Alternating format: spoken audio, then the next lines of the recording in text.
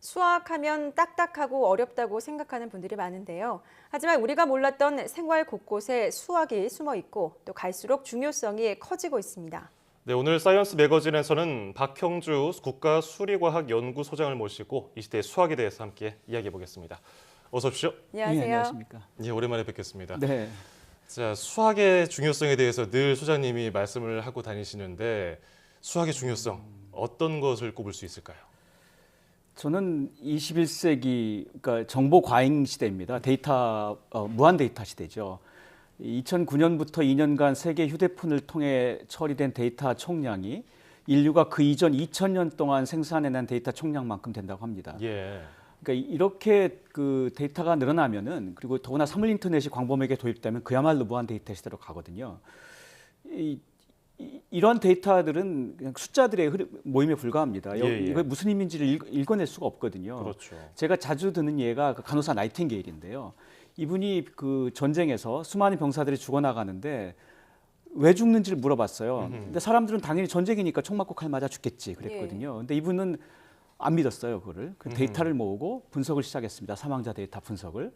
그랬더니 총 맞고 칼 맞아 죽는 사람 많지 않고 오히려 그 비위생적인 환경 때문에 감기 걸려서 병원 갔다가 거기 병 걸려 죽더라. 아하. 이걸 알아내고서 대책을 세우거든요. 예. 그러고 나서 사망률이 42%에서 2%를 줍니다. 엄청난 차이인데요. 만 명 중에 4,200명이 죽다가 200명, 그러니까 4,000명이 사는 거죠. 이렇게 데이터의 의미를 읽어내는 사람이 세상을 바꾼다. 이런 예인데요. 이제 그때하고 비교가 안 되게 데이터 폭증 시대가 되니까 이러한 방대한 데이터에서 의미를 읽어낸다는 게 훨씬 더 어려워지고 또 그만큼 더 중요해진 거죠. 그러니까 수학의 역할이 이게 수학적인 방식으로 이러한 그 데이터에서 의미를 읽어내는 것이 더 사활적으로 중요한 시대가 된 것이죠. 네, 나이팅게일이 훌륭한 줄 알지만 이렇게 데이터를 의미를 미리 읽어낸다는 거는 그렇죠. 좀 새롭게 알았네요. 그 우리 사람이 환자들을 살려낸 그 사람만의 비결이죠. 그렇군요. 우리 시각으로 이제 21일 새벽, 내일 새벽에 미국 트럼프 대통령이 이제 취임식이 열리는데 세계적인 관심이 많이 집중됐던 대선이었지 않습니까? 그렇죠. 그 전에 이제 예측을 하기 위해서 여러 가지 총동원이 됐었는데 수학도 여기에 좀 동원이 됐었다고요? 지금은 수학이 가장 큰 역할을 합니다. 선거 예측에서. 원래 이 분야에서 제일 유명했던 분은 네이트 실버라는 분인데요. 이분이 2009년에 그 빅데이터 방식을 사용해서 이 미국 50개 중에 49개 주를 완벽히 맞췄습니다. 그 대선 결과를. 그러고 나서는 이분이 이제 물이 올라서 오바마 재선, 그러니까 2013년이죠. 그때는 50개 주 완벽히 다 맞췄습니다. 예. 그래서 2009년에 타임지가 선정한 세계에서 가장 영향력 있는 100인에도 뽑히고요. 근데 이제 올해는 운이 다 했는지 작년에는 그 트럼프 대선은 못 맞췄어요. 예. 그랬는데 대신에 이분보다 더 단순한 방식을 사용했던 그 인터넷 클릭수를 사용하는 빅데이터 분석한 팀들은 정확하게 트럼프 승리를 초기부터 예측했었습니다. 예. 기본적으로 이 예측 알고리즘에 수학이 없다면은 이런 공식이 전혀 성립되지가 않겠죠. 그 방대한 사람들의 그런 그 라이프스타일 데이터로부터 그 사람들의 선거 어디에 할 것인지를 유추해내는 것인데요. 예. 그런 너무 데이터량이 늘어나다 보니 그렇죠. 정상 보통의 방식으로 이걸 분석한다는 게 불가능합니다. 그렇기 때문에 지금도 이번에 트럼프 당선을 마치지 못한 그런 상황까지 왔는데 선거 투표 예측은 그렇다 쳐도 뜻밖의 곳에서 또 수학이 활용되더라고요. 연기자들과 영화 감독들의 무대라고 알고 있었던 아카데미 여기서 상을 받았다고요. 네. 아카데미상을 2번 받은 수학자가 있습니다. UCLA에서 수학 박사학위를 받았고 지금은 스탠포드 대학 전산과 교수인데요. 런 페르큐 박사인데 이분은 대표적인 작품이 영화 캐리비아의 해적인데요. 캐리비아 해적에 보면 물이 크게 아주 배로 넘쳐오는 장면이 있어요. 이런 장면이 이게 실제로 물이 넘치는 장면을 찍거나 아니면 손으로 물이 넘치는 장면을 그려서 애니메이션 만든 게 아니고요. 이 수학의 유체역 역학 방정식 나비어-스톡스 방정식이라는 어려운 방정식을 실제로 컴퓨터를 풀어서 뿌려낸 거예요, 화면에다가. 이제 이렇게 하면 이걸 사용해본 감독들 말로는 손으로 그린 어떤 그림보다 또는 직접 찍은 물 장면 어떤 그림 장면보다 더 리얼하답니다. 그래서 이분들 말로는 이게 한번 이걸 사용하고 나면 돈이 아무리 이걸 더 들어도 이 방식을 포기할 수가 없대요.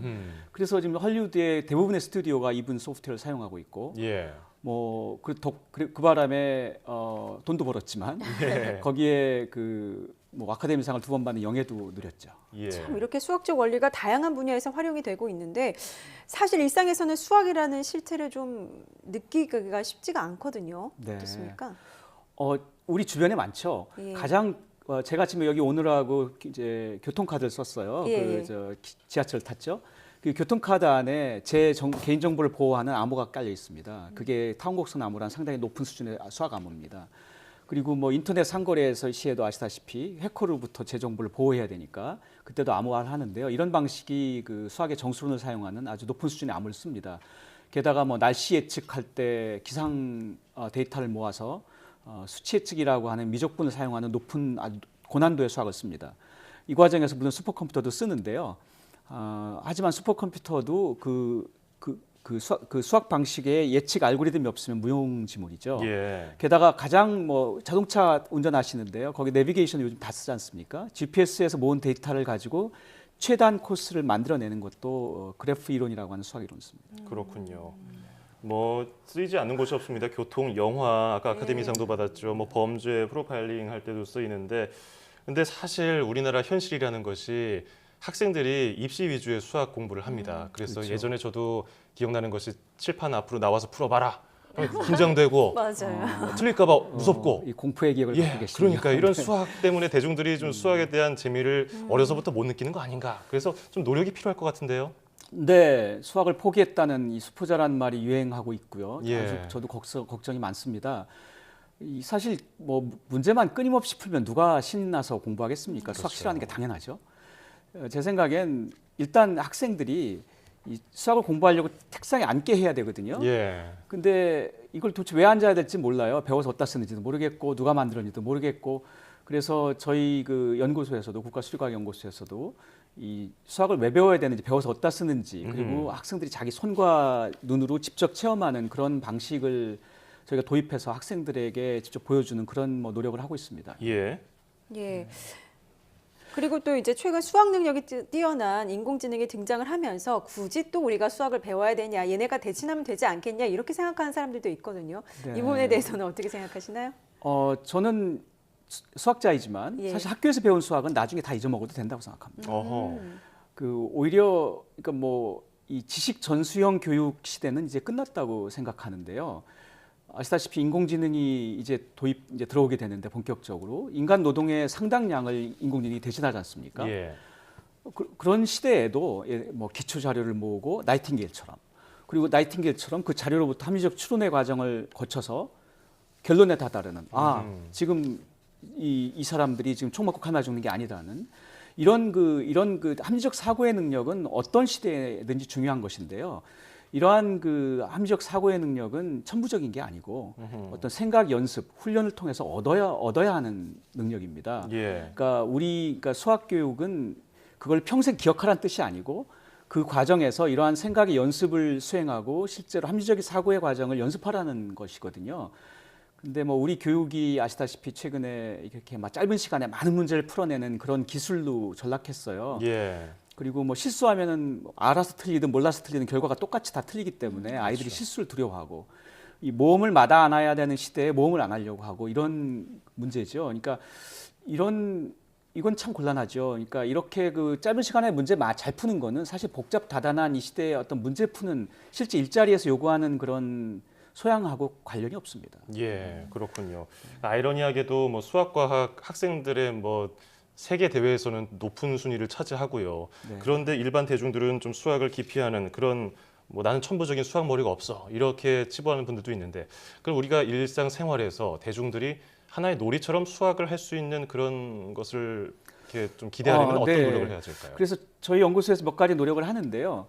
한 가지는 저희가 예전에는 그 뭐 종이 접기라든지 뭐 이런 방식으로 아이들이 수학을 체험하도록 하는 노력을 했었는데 요즘 아이들은 이 첨단 IT 이런 것들에 관심이 많아요. 예. 그래서 저희 연구소에서도 그 독일에서 개발한 이매지너리라고 하는 이 일종의 수학 갤러리 플랫폼인데요. 그 아주 뭐 첨단 IT 터치 패널을 사용해서 수학적 개념을 직접 시험해 볼 수 있는 그리고 경험하는 뭐 그런 방식입니다. 뭐 굉장히 아름다운 조형물도 이 방식으로 만들어낼 수 있고. 네, 그래서 그 아이들이 수학이라는 것을 눈으로 보고 손으로 만지는 그런 것들을 통해서 어떤 공포감을 없애는 그런 노력을 하고 있죠. 예. 언젠가 우리가 수학을 마치 대중문화처럼 좀 즐길 수 있는 날이 올까요? 네, 저는 이럴 때는 항상 과거 옛날부터 역사로부터 배우자라는 생각인데요. 그 17세기에 그 유럽 지식인들 사이에서 아주 큰 난제가 하나 있었습니다. 저희 두 사람이 무슨 뭐 게임을 하는데요. 예. 동전을 던져요. 그래서 앞면이 나오면 제가 1점을 얻고 뒷면을 나오면 우리 아나운서님께서 1점을 얻어요. 그래가지고 10점이 먼저 되는 사람이 100만 원 가져가는 거예요. 아하. 자, 그래서 게임을 하는데 제가 지금 7대1로 앞서고 있습니다. 예. 근데 갑자기 뭐 전기가 나가서 불가피하게 게임이 중단됐어요. 자, 그러면 이 돈을 지금 나눠 가져야 되는데 이 돈을 어떻게 나눠야 되나? 이게 17세 유명한 문제였거든요. 예. 이게 당시 당대 지성인들이 이 문제를 갖고 논쟁을 벌입니다. 아하. 아, 지금 7대2니까 이거 돈 7대로 나눠야지. 예. 아니, 다음번에 앞으로 8번 연속으로 우리 아나운서께서 이길 수도 있는데 그럼 이길 텐데 뭐 이제 이런 아주 지금은 이걸 고등학교 학률에서 배우는 이론입니다. 확률. 그런데 이게 17세기에는 결국이 어떻게 풀렸냐면 예. 페르마와 파스칼이라고 하는 당대의 아주 유명한 수학자가 서신 교환을 하면서 논쟁을 벌이고서 결국 이 문제를 정리합니다. 그렇군요. 그래서 그 당대의 어떤 천재들의 영역에 속했던 문제가 한 300년 만에 고등학교 학생이 배우는 게 되거든요. 전 지금 우리 시대에도 학생들이 어려워하지만 이런 것들이 우리 인류가 닥친 문제들, 기후변화나 이런 여러 가지 문제들을 해결하는 데 이런 그 수학이 정말 중요하다는 걸 알게 되고 배워서 어디다 쓰는지 그리고 뭐 그런 것들을 배워서 합리적인 생각의 연습을 통해서 우리가 지식인으로 자라나갈 수 있고 이런 것들을 우리가 경험하고 알게 되면 조금 더 시간이 지나면 당연히 우리가 이것들을 즐기게 된 시대가 올 거라고 생각합니다. 네, 수학에 대해서 좀 더 즐겁게 접근할 수 있는 방법에 대해서 좀 고민을 더 해봐야 될 것 같습니다. 그렇죠. 네, 지금까지 박형주 국가수리연구소장과 함께 이야기 나눠봤습니다. 오늘 감사합니다. 네, 고맙습니다.